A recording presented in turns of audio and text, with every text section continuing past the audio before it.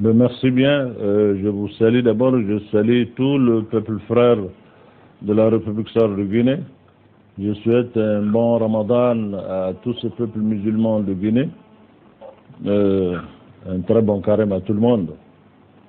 Je suis très heureux de participer à cette émission et donner mon point de vue par rapport à ce débat, qui est un débat aujourd'hui qui n'est pas seulement au niveau de la Guinée ou du Mali. C'est un débat aujourd'hui qui intéresse la Oumma, voire le monde entier. Donc, en ce qui concerne l'islam, la laïcité, je crois qu'il y a beaucoup de nuances, il y a beaucoup de choses que les gens disent, c'est vrai. L'islam est une religion entière, ou qui est venue pour encadrer la vie de ses adhérents dans tous les sens. Mais l'islam, en tant que gestion de l'État, est un système qui cohabite avec toutes les autres religions et les courants de pensée. Donc, si la laïcité, c'est accepter les autres, et l'islam est la religion par essence, en réalité, qui accepte cette laïcité. Vous savez, le prophète de l'islam, alayhi salatu wassalam, quand il a quitté la Mecque pour s'émigrer et aller à Médine, il a regroupé tous les habitants de la cité pour faire ce qu'on appelle dans le jargon de l'islam, wasiqatul islam, le premier pacte en islam qui a été scellé entre tous les habitants de la communauté de Médine, de la cité de Médine, où il y avait toutes les religions, parce qu'il y avait des juifs, il y avait des chrétiens, il y a des athées, il y a d'autres, des religions traditionnelles. Tout le monde était là, mais le pacte a été signé entre eux et le musulman pour défendre ensemble la cité de Médine. Et voilà, ce pacte-là existe, il est connu, c'est le Wasiqatul Medina. Donc, ce pacte-là, si ça démontre quelque chose, c'est d'abord la largesse et l'intelligence et la capacité de l'islam de cohabiter avec d'autres religions qui n'est pas la même religion, mais partager un espace, partager une cité. Et donc, si c'est vraiment, c'est là la compréhension de la laïcité, donc la religion de l'islam est par essence une religion qui accepte la laïcité. Ça, c'est des choses que je voudrais quand même partager avec les autres. J'ai écouté avec beaucoup d'intérêt notre frère de la République sarde de Guinée tout de suite qui parlait de la laïcité. C'est vrai, la laïcité en tant que... Il n'y a pas de laïcité en tant que système. La laïcité, ça veut dire tout simplement, dans mon entendement, que c'est le premier d'ailleurs qui a montré le signal, c'est le prophète de l'islam. C'est-à-dire accepter de gérer une cité diverse avec toutes les opinions, tous les courants de pensée, pour dire que bon, voilà, nous sommes tous là, mais pour la gestion de la cité, on se met ensemble pour défendre notre cité. Acceptons certaines règles qui nous est communes. Alors ça, je crois que c'est comme ça que nous comprenons la laïcité. La laïcité, en réalité, ça n'a rien à voir avec votre foi interne. Et que, parce que nous sommes dans un pays où on se dit laïque, que ce n'est pas l'État qui gère l'endroit, donc on ne permet pas à quelqu'un d'être vu comme musulman, de paraître comme musulman, et on qualifie l'espace dans lequel on veut ça d'espace public. L'espace cesse d'être public quand je ne peux pas être ce que je suis dans cet espace. Je crois que l'espace public, c'est l'espace qui me permet, moi, qui est musulman, d'être vu comme musulman, celui qui est autre chose, d'être vu comme ce qu'il est, mais chacun de nous est libre d'évacuer dans ses affaires. Mais à partir du moment où on interdit même à des jeunes gens de rentrer dans des salles de classe avec des signes distinctifs de leur religion pour dire que, bon, s'ils le font, c'est contre la laïcité. Moi, je ne sais pas de quelle laïcité vraiment l'on veut parler. Si les gens, c'est un débat pour moi qui n'est pas un débat sincère. être certainement, ne pas être, ne voulant pas vraiment sentir une religion et la laïcité, c'est deux choses différentes. Donc pour nous, il y a...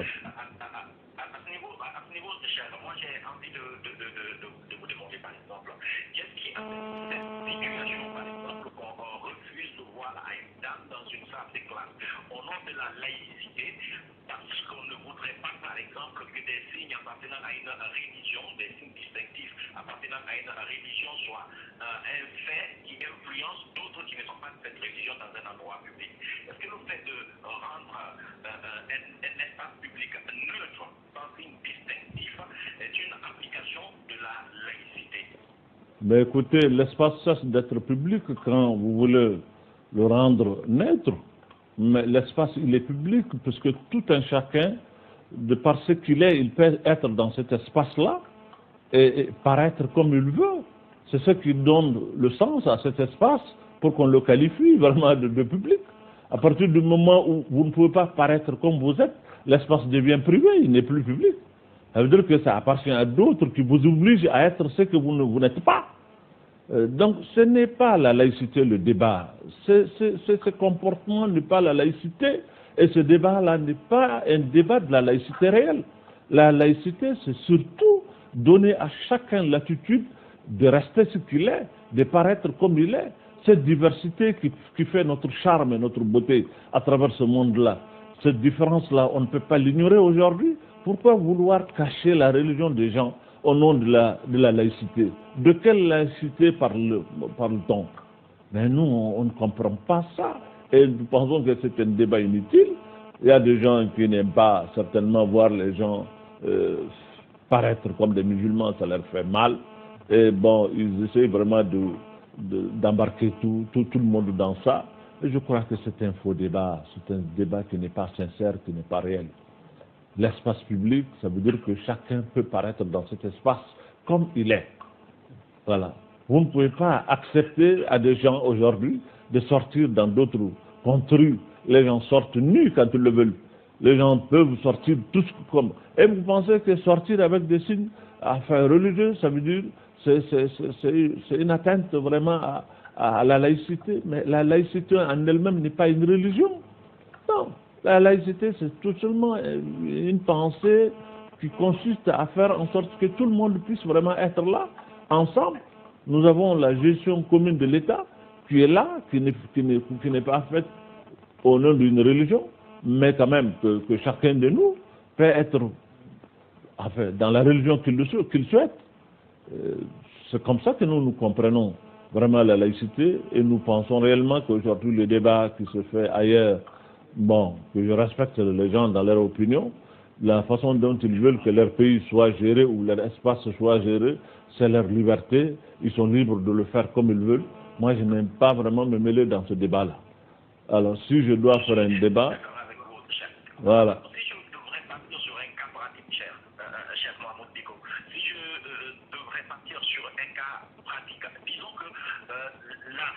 Par exemple, dans la législation musulmane et dans les États laïcs, si je peux me permettre cette expression-là, ne sont pas les mêmes. Par exemple, les infractions ne sont pas réprimées de la même manière. Je vous envoie à parler un tout petit peu de la législation dans la religion musulmane. La charia, par exemple, quand vous volez, on vous demande de couper les mains. Il se trouve que dans nos États, par exemple, c'est une mesure excessive. On ne coupe pas les mains quand on vole, mais on peut emprisonner.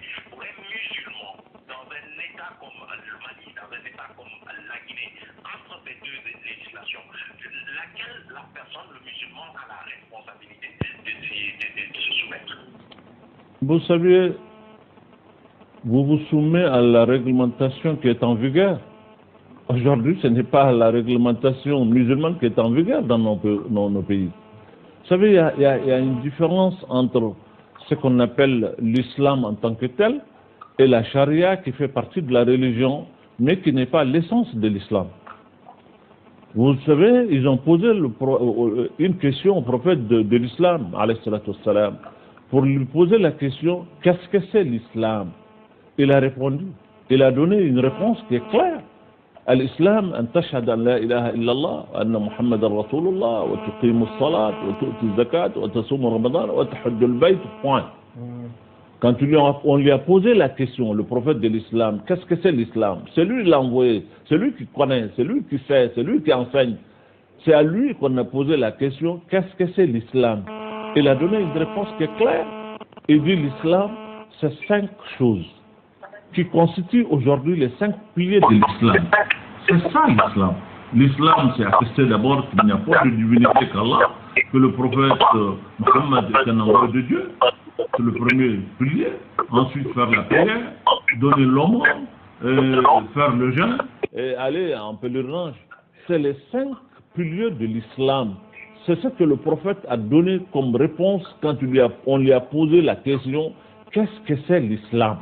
Il dit l'islam, et il a donné le 5, et ces 5-là qui constituent aujourd'hui les 5 piliers de l'islam. Donc la charia dont vous parlez, vous avez parlé tout de suite d'amputation de main, le prophète l'a trouvé en vigueur. Avec la charia n'est autre chose qu'en réalité un instrument de protection de la société. Nous sommes ensemble, que les gens ne volent pas, que les gens ne s'entretuent pas. Ça, c'est un modèle qui permet aux gens de rester et que chacun vraiment puisse respecter l'autre. C'est dissuasif. C'est des lois qui sont dissuasives.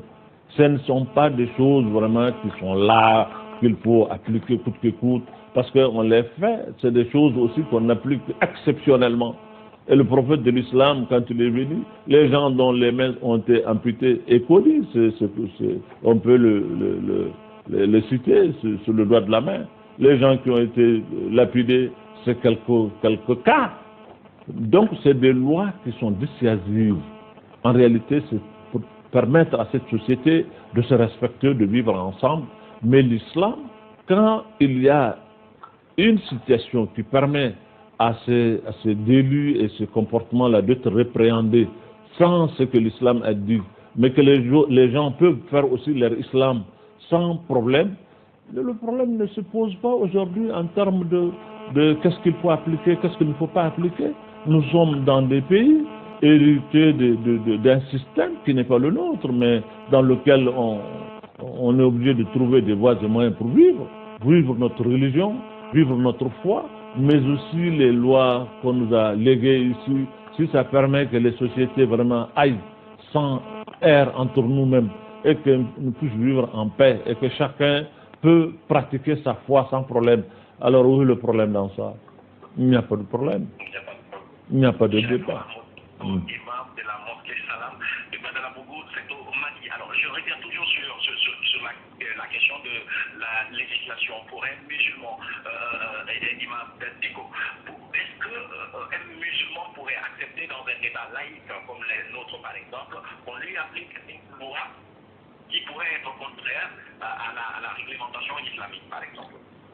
Vous savez, les lois qui sont là, généralement quand les lois ils sont faites pourquoi? Les lois sont faites pour les citoyens qui habitent dans un endroit précis. Les lois ne sont pas faites pour être appliquées à des gens qui ne les acceptent pas, qui ne le veulent pas. Pourquoi veut-on vraiment appliquer une loi à un groupe de sociétés qui se réclament de l'islam? On sait que si on leur fait ça, c'est contraire à leur vision des choses, c'est contraire à leur vis et coutume. Pourquoi on veut le faire? Je crois que c'est ça. La loi se prend par intelligence, pour savoir que la loi, on élit des députés qui sont nous-mêmes, nos frères, les gens avec lesquels nous vivons, qui nous connaissent, qui connaissent nos us, qui connaissent nos coutumes, qui connaissent nos religions, qui connaissent nos traditions. Mais ces gens-là ne doivent pas du tout prendre des lois qui sont contraires à nos valeurs sociétales, religieuses. Non, ça ne doit pas se faire. Dans une république, qu'elle soit laïque ou pas, les lois sont appelées à être appliquées sur des citoyens qui ont des sensibilités, qui ont des religions, qui ont des coutumes, qui ont des traditionnels. Et nos lois doivent refléter ça. Pourquoi prendre une loi qui m'est contraire, qui me contraigne vraiment, et puis vouloir m'appliquer ça, alors que la loi est censée être une loi qui a été prise chez moi avec mon consentement? Je crois qu'il y a un problème dans ça. Ce débat-là, il faut peut-être vraiment l'approfondir pour que nos législateurs, les gens comprennent, pour prendre des lois, ils doivent prendre des lois qui sont conformes à nous, des lois qui vont avec nos valeurs sociétales, et avec lesquelles on se retrouve. Mais si vous prenez des lois qui n'ont rien à voir avec nous, qui sont étrangères complètement à ce que nous sommes, qui nous amènent d'ailleurs dans un déchirement et une contradiction réelle, et je crois qu'on doit faire beaucoup attention à ça. Donc, D'où je vais poser la question suivante. À quel moment un musulman peut refuser qu'une loi s'applique, qu'une loi de la République s'applique à lui? À quel moment? mais quand cette loi de la République cesse d'être une loi de la République, elle est une loi de la République quand c'est la République dans son ensemble, dans sa totalité, qui l'accepte. Mais quand quelques personnes vont aller s'asseoir pour prendre une loi que la majorité de la République trouve indécente, qui ne convient pas, mais vous pensez que les musulmans n'ont pas le droit de refuser ce qu'ils ne comprennent pas? Mais quand les députés qui prennent ces lois-là, les prennent au nom de ces mêmes musulmans, ils reviennent à ces musulmans faire la restitution, ils partagent ça avec eux, et en ce moment, cette loi, si elle est appliquée, personne ne peut refuser. Mais quand, dans nos différents États, avec tout le respect que j'ai pour les États, généralement, ils vont d'abord aller signer des conventions et les ratifier, ensuite venir nous dire que non, parce que tel pays a ratifié telle convention, on est obligé aujourd'hui de prendre des lois pour les conformer à la législation, etc., etc. Non, alors qu'il n'y a jamais eu de référendum ou de consultation de façon générale pour impliquer les peuples. Ben, ce mépris que nos gouvernants ont pour leur peuple, c'est ce qui révolte les gens et c'est ce qui amène des incompréhensions entre les gens. Vous ne pouvez pas venir nous imposer des lois venir d'ailleurs. Non. Les lois, il est censé, en tout cas, être prises, ces lois-là, elles sont censées être prises par nos gens que nous avons élus, qui nous connaissent, qui connaissent nos traditions, qui connaissent nos coutumes, qui connaissent nos sensibilités. Si ces lois viennent d'eux, je ne pense pas que ça va poser le problème. Mais si vous nous amenez des choses qui n'ont rien à voir avec nous, pour vouloir nous imposer ça, pourquoi vous pensez que c'est au nom de la République que vous devrez nous imposer quelque chose qui ne vient pas de la République? Ça, c'est difficile. Je vais vous envoyer sur un tout autre terrain, cher Nico. Cette fois-ci, c'est côté musulman même. On voit des personnes qui se réclament musulmans, permettez-moi l'expression, qui se réclament musulmans et qui veulent appliquer la charia, si on peut le dire ça comme ça, dans certains endroits, dans certaines localités. Et ce comportement-là arrive à faire peur à ceux qui sont d'abord musulmans, qui se trouvent dans une incompréhension à un moment donné, et ceux qui sont surtout pas musulmans parce qu'ils pensent que leur façon de faire, donc leur comportement est islamique. Est-ce que ce n'est pas ce qui fait que le musulman et surtout l'islam a cette image d'une communauté par endroit persécutée, si je peux me permettre cette expression? Est-ce que c'est parce qu'ils donnent cette image d'une communauté persécutée quelque part? Ben écoute, c'est la raison pour laquelle moi j'ai toujours dit, et c'est encore mon opinion, de chercher à parler avec ces gens qui en réalité pensent que l'islam est une religion d'imposition. L'islam est une religion de choix. Ce n'est pas une imposition. On n'impose pas une religion. La religion est une religion de choix. C'est un choix que l'on fait. Ce n'est pas une imposition. On ne peut pas vouloir vraiment soi-même s'autoproclamer un groupe et puis en train de sillonner le monde, les pays pour dire qu'on va appliquer la charia aux gens. Pour appliquer la charia, il y a des préalables. La charia ne veut pas dire ce qu'eux ils pensent. Appliquer la loi, de façon générale, il y a des préalables. Pour qu'une loi soit une loi, il y a des espaces dans lesquels il faut, il y a des instruments judiciaires qu'il faut, il y a beaucoup de choses qu'il faut mettre. Vous ne pouvez pas dire que ces gens qui sont en train d'aller ici et là, incohérents, ce qu'ils font et que c'est ça, ils le font au nom de l'islam. Non, l'islam n'est pas cette religion. L'islam n'est pas une religion de fuite en avant, de gens qui ne réfléchissent pas, de gens... mais c'est pour cela aujourd'hui que moi je l'ai dit, ça a été mon opinion de tout le temps, que ces gens-là, il faut leur parler. Il faut souvent les prendre par la main pour leur dire que bon sang, ce n'est pas l'islam qui vous demande de faire ce que vous êtes en train de faire, mais ils pensent qu'ils sont en train de bien faire, et on les met dans un carcan dans lequel personne ne peut leur parler, et on impute tout ça à la religion musulmane, à tort. Je pense aujourd'hui que la Oumma islamique dans sa globalité doit poser ce débat. Quelques individus ne peuvent pas s'emparer de l'islam et imposer des choses au nom de l'islam, alors que les milliards de musulmans sont là. On ne pose pas ce débat, on ne fait rien, et tout le monde se mobilise, ils luttent contre le terrorisme, les trucs contre le djihadisme, les trucs contre l'islam. Mais alors, mais il y a quelque chose qui ne va pas dans cette affaire-là. Mais pourquoi les gens veulent que c'est les autres qui doivent venir lutter contre ça? C'est les musulmans eux-mêmes. C'est le monde musulman, c'est la Oumma islamique qui doit se mettre ensemble pour dire à ses enfants égarés de notre communauté, de la Oumma, arrêtez. Arrêtez, ce n'est pas la solution, ce n'est pas la manière de faire. Je suis d'accord que ça, ce n'est pas la manière de faire, et la Oumma doit dénoncer ça. Et c'est la Oumma qui doit dénoncer ça. Ce n'est pas les autres qui viendront nous dire ce qui se fait dans la religion, ce n'est pas la religion, ce n'est pas leur affaire. C'est la nôtre, et c'est nous qui devrons gérer ça. Je suis désolé que nous avons l'organisation des chefs d'État musulmans à travers ce monde-là qui n'ont jamais posé le problème. Ce n'est pas leur problème, c'est les autres qui parlent à leur place et ils ne parlent pas. Il n'y a pas d'autonomie de pensée pour le monde musulman, pour le monde africain, pour le monde dans lequel nous vivons ces problèmes-là. Nous refusons de poser le débat, on a même peur que ce débat soit posé. On a l'impression qu'il y a des gens qui ont intérêt qu'on reste dans cette crise infinie et dans une guerre qui ne finit jamais pour déchirer nos pays, pour affaiblir nos systèmes, pour des raisons que eux savent que nous ne savons pas.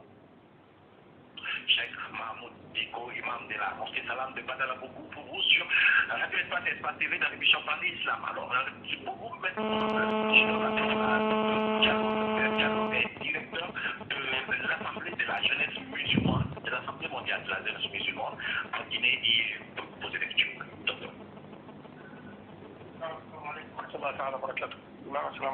Wa alaykum assalam wa rahmatullahi wa barakatuh. Je suis très ravi, honoré d'être avec vous aujourd'hui. Merci bien. Merci, M. Diallo. Merci, docteur. Merci. Vu qu'on n'a pas assez de temps, je me lance directement vers une question. Au fait, qu'en dites-vous de ces personnes? Quoi dire à ces personnes qui pensent qu'en tant qu'imam, on ne peut pas parler de politique?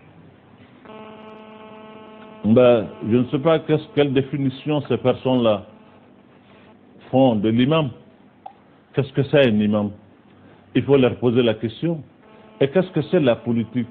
Est-ce que c'est la gestion de l'État? C'est la gestion des hommes? Si c'est cela la politique, comment tu peux exclure l'imam? Non. Et puis de quel droit on exclut un individu, un citoyen du débat de sa cité? Je crois que ces gens-là, il faut vraiment qu'on revoie encore leur conception des choses, leur compréhension de ce que c'est un imam. Vous, docteur, vous êtes représentant de la Ligue mondiale de la jeunesse musulmane, à Nadwa. Je sais. Oui, papa, j'ai compris que c'est de là dont il s'agit. Mais vous savez ce que c'est un imam? Un imam, par définition, c'est quoi? Par définition, un imam, c'est un leader.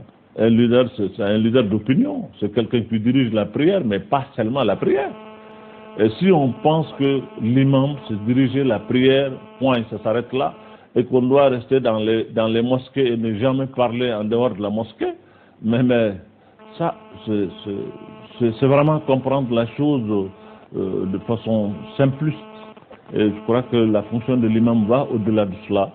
Et le prophète alayhi salatu wassalam nous a enseigné qu'il y a des catégories dans la communauté musulmane. Ces catégories-là sont complémentaires. S'ils se mettent ensemble, la Oumma va bien. Et quand eux ils sont bien, la Oumma va bien. Ces catégories, c'est Al-Umara ou Al-Fuqaha. c'est les al-umara wal-fuqaha, les intellectuels, ceux qui détiennent le savoir et ceux qui détiennent le pouvoir. Ceux qui détiennent le savoir et ceux qui détiennent le pouvoir. Ceux qui doivent se mettre ensemble pour gérer les sociétés.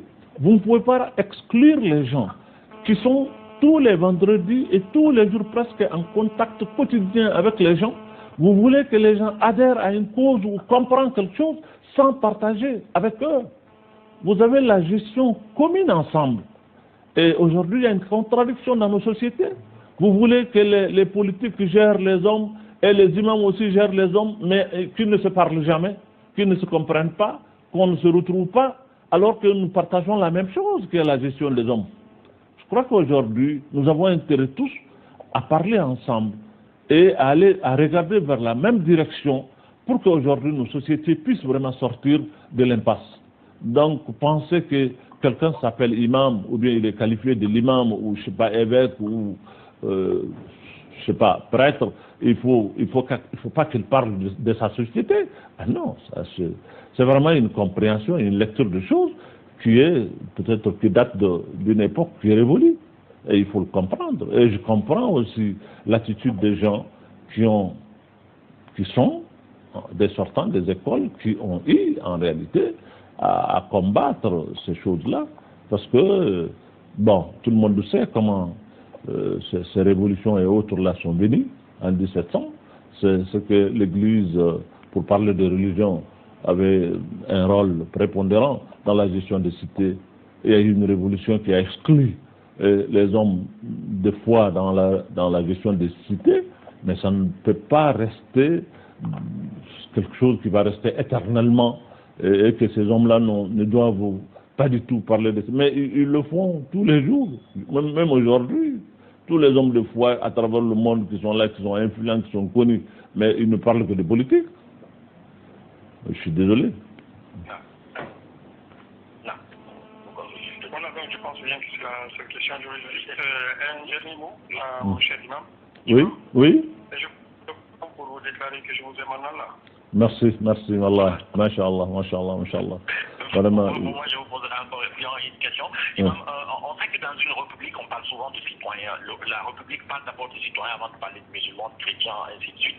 Et on sait que pour le musulman, en l'islam, on parle d'abord du croyant. Donc, le musulman, du croyant. J'ai envie de savoir, dans ce cas, dans un tel contexte, on est citoyen avant d'être croyant ou on est croyant avant d'être citoyen? Ben écoutez, j'ai compris cette question piège que les journalistes s'est imposée. Que les journalistes s'est imposé, surtout à l'imam. Écoutez, vous savez, on est d'abord serviteur, créature de Dieu, avant d'être quoi que ce soit pour nous. La République, c'est les hommes qui se mettent ensemble pour faire la République. Et ces hommes-là sont des créatures de Dieu, d'abord, avant que la République même ne soit. Ça, c'est notre conception de la chose. Donc, la République, c'est un regroupement que nous avons librement consenti et choisi pour nous dans la gestion de nos cités. C'est ça qui est la République. Bon, c'est la chose que nous partageons ensemble en commun. Et ça, là, c'est des règles qui les mettent. La République en soi-même, c'est pas la République qui nous impose quelque chose, c'est nous qui avons fait la République. D'abord, c'est nous d'abord, ensuite la République. Parce que pour que la République soit, il faut qu'on soit d'abord. Et c'est nous qui mettons les règles qui gèrent cette République. Et on doit mettre des règles vraiment qui sont conformes à notre vision, à notre façon de faire, à notre identité. C'est ça qui donne un sens à une République. Si on met quelque chose pour dire qu'on se retrouve dans ça, et c'est cette chose qui nous gouverne, c'est sous ça qu'on est gouverné, nous acceptons qu'on soit gouverné par ça, et c'est ça qui s'appelle République, et comme on le dit en latin, ou je ne sais pas en grec, ou je ne sais pas quoi, ils disent que c'est la chose publique, c'est la cité publique, c'est la chose que nous partageons en commun. Alors donc, disent que la République vient avant la citoyenne, alors que c'est les citoyens qui ont créé la République, je ne sais pas. En termes journalistiques, statistiques, qu'est-ce que ça veut dire, je n'en sais rien. Mais pour moi, nous sommes d'abord nous-mêmes créatures, serviteurs de celui qui nous a créés d'abord, avant d'être autre chose. Mais je suis un imam, n'oubliez pas, et je ne peux pas vous répondre autrement qu'avec les arguments d'un imam. Évidemment, ouais, bien sûr. L'imam de la mosquée, il ne reste plus qu'à vous remercier, nous vous disons merci, puisque Allah vous a rétribué tous les mérites. Merci bien, merci à mon frère qui est à vos côtés, je l'aime bien. Je remercie aussi la télévision Espace, qui est devenue maintenant la télévision Ami. Je remercie tout le peuple guinéen, je leur souhaite vraiment un très bon carême et Inch'Allah, on dira. Merci bien. Wa alaykum assalam wa rahmatullahi wa barakatuh. Voilà, merci.